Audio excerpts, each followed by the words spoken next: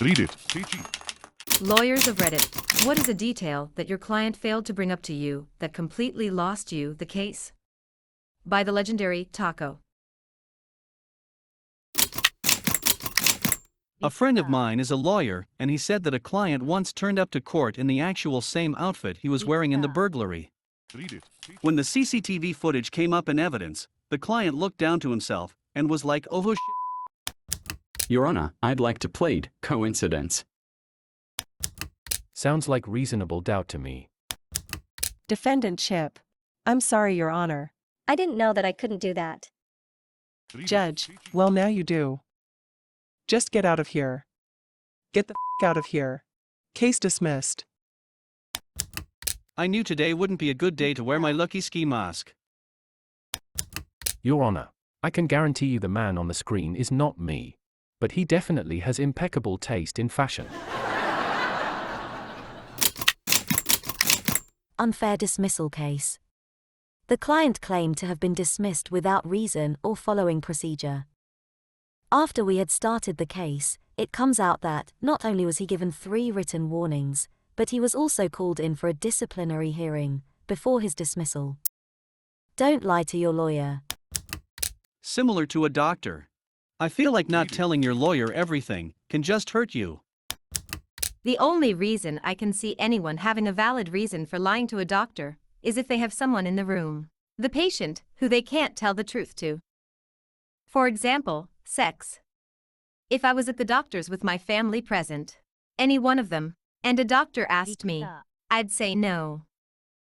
Not because I want to lie, but because my family are extreme Christians, and sex before marriage is the worst thing to them. Thankfully I can drive, and am extremely unlikely to ever be in this situation. I once got asked if I was sexually active in front of my mom. She was sitting behind me, so I shook my head but whipped my eyes up and down. Read it. She just nodded and said, "I see," and checked the box. Lucky it was on the screen also facing away from my mom. I just tried shaking my head and nodding my eyes, and I think the interviewer would have thought I was crazy. I would end up headbutting the doctor. Not a lawyer yet, but I clerked for a DA's office throughout law school. Obviously we don't have clients, but I'll never forget this kidnapping case I worked on. It involved 2 Asian male defendants who were both the same age and looked relatively similar. Witness is on the stand and is asked to identify where the defendant who pushed an Uzi into his face is seated. It's clear the witness is having trouble differentiating the defendants. Read it. In a true moment of brilliance, one defendant raises his hand and basically points to himself, like, "Right here, bud." Hands down the dumbest ever seen. I thought his defense attorney was going to have a brain aneurysm. Who has 2 thumbs and shoved a submachine gun in your face? Points 1 thumb and 1 Uzi itself. That he filmed his offenses for his YouTube channel. The cops didn't even know. A witness brought it up on day 3 of a trial. It was a nice quick change of plea that afternoon. So you're saying, it's just a prank, bro, isn't a valid legal defense? Not since Prankster v. Bro in 1986. I'm still a law student, and this happened during my first internship at a court.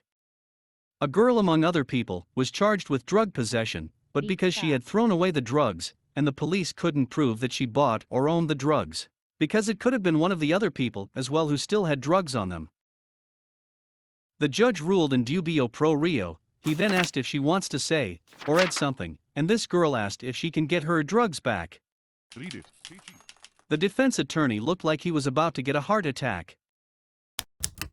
I really don't want to believe anyone is that stupid. Sadly, yes. I've heard of people calling the police for getting ripped off in their meth purchase. Retired cop. I've worked those calls. They do happen, and it's not a one-off thing. When someone is extremely angry, knows exactly who ripped them off, but are real dodgy about what they sold the person or tried to buy, it's real clear. Others just flat out tell you, "Man, I know I shouldn't have been buying crack, But he ripped me off. Read it. I am actually a lawyer, but I was only watching this trial, not participating. So the case was that woman A had hit woman B in the head with a heavy beer pint at a bar, and woman B got pretty serious injuries. the defense claimed that woman A had not hit anyone with the pint, but instead had just thrown the pint into a random direction, and it happened to hit B in the head. Thus it was an accident and not a battery. Well, the prosecution had a CCTV tape from the bar, and it was shown at the trial. And the tape clearly showed in HD as A walked behind B and smashed the pint to her head so hard that the pint shattered on impact. I looked at the defense lawyer, and his jaw literally almost hit the table. The prosecutor also noticed this and asked something along thrown. And the defense lawyer said that due to technical difficulties, he couldn't get the CCTV tape open on his computer when he was reviewing the evidence. Woman A was found guilty. So yeah, I was completely dumbfounded. Lost due to the incompetence of the lawyer, not a client's fault. I mean, the client was also at fault here. She was guilty, but definitively not well defended by her lawyer, who should have been aware of that piece of evidence to prepare her defense. Read it. She might have recourse against her lawyer for mispractice. Not just that. In a criminal trial, you have recourse, up to a new trial, even for ineffective assistance of counsel. Yeah, but it's a high bar. In this case, there's no way the lady meets the prejudice prong. A defendant was written a cell phone ticket while driving and defended himself. Your Honor, I was not using a smartphone while driving. I was actually using a flip phone. Guilty. So as a technicality, if it stated on the ticket that he was using a smartphone, and he was able to prove he didn't own a smartphone, without saying he was using one at the time, would that get him off? Likely not. People like to think that typos or glitches on a ticket mean they get off, but the justice system doesn't work that way. The court is asking. The law says don't do X. Did you do X? The fact that the ticket might say something incorrect could make it harder to prove you did X. But it's not that hard to say. Oops, in a hurry after the stop, I wrote that detail down wrong, but I can still swear under oath, they definitely did X. I know you probably meant oath, but I really like swear under oath. It's like what someone would say if they were being sworn into Starfleet. I'm a public defender in an area with lots of meth use. Meth makes most people talk. A lot.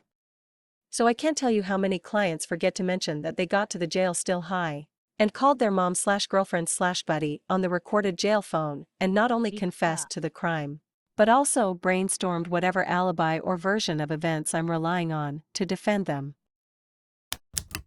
I was in court once for a school journalism project, and there was a woman in court who had been arrested for weed and crack possession when she came to bail out her boyfriend from a separate arrest. Apparently, he called her from jail and told her to come bail him out and to bring some weed and crack. The guard overheard him, and it was recorded on the jail phone, so they arrested her when she showed up.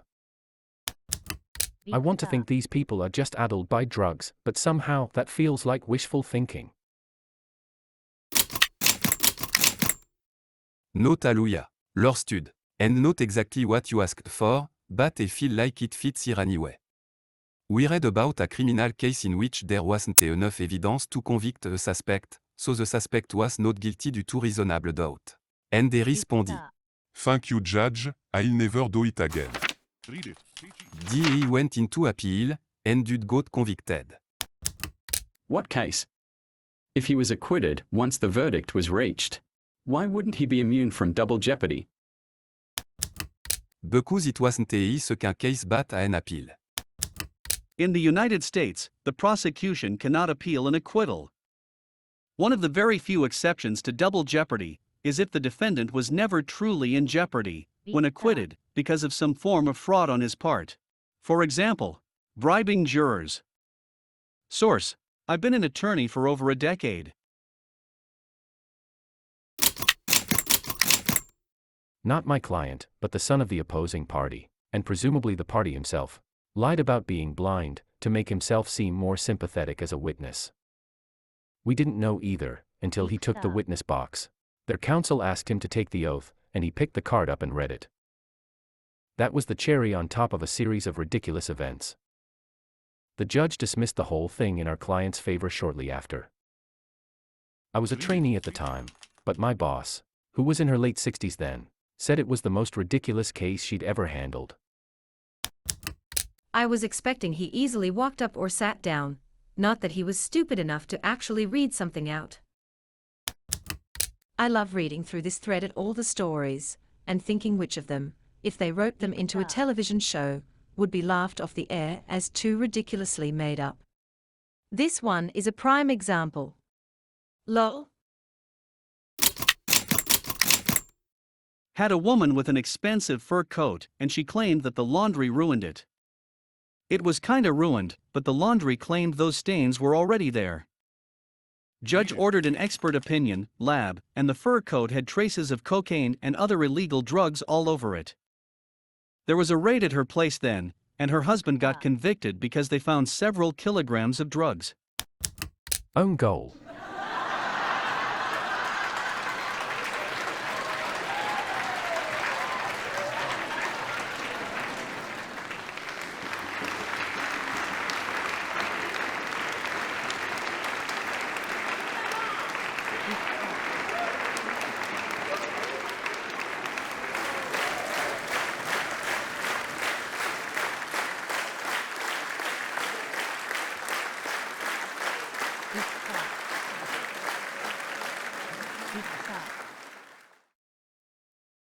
Read it.